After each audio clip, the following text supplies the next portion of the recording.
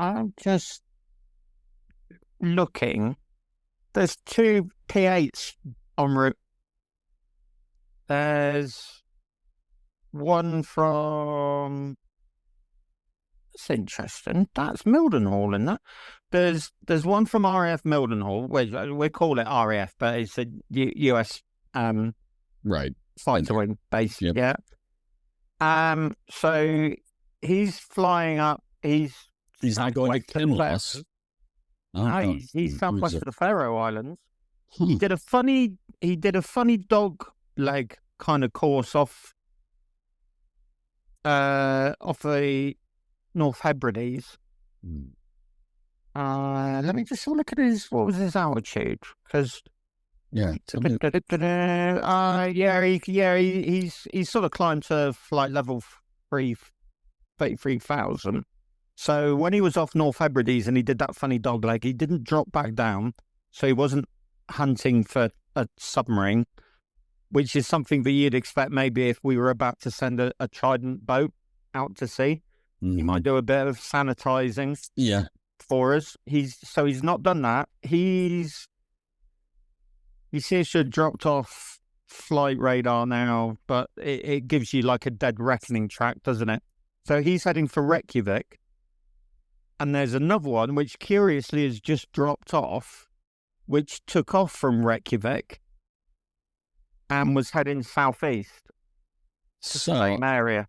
I'm wondering that's it. Well, we might have more than one sub, or Russian sub, or they may want to do some sort of expanded search. So one of the things about an airborne unit like a P8 is you're limited by the number of sonobuoys you carry, and it's a fixed number. And you can cram a bunch more into the fuselage, but if you've got a very modern Russian submarine that you're tracking, it can be a very sticky thing and hard to do, and your detection ranges can often drop to well below a mile, well below 1,000 yards for direct path contact. And for the longer sound channel contacts, you need a lot of buoys, especially if it's an evasive target. So this may be the NATO forces and the USN striking while the iron's hot and doing a real world operation without real world consequences against an evasive target. And there will be much to be learned here. And some of these hulls, some of these Russian attack submarine hulls, there may be very limited information on them. And having two P8s go after them at once, while it can be tactically complicated and dangerous, we had back in the 80s had two P3s on a change of station hit each other and everyone died, to the tune of maybe 35 aviators died in that one incident.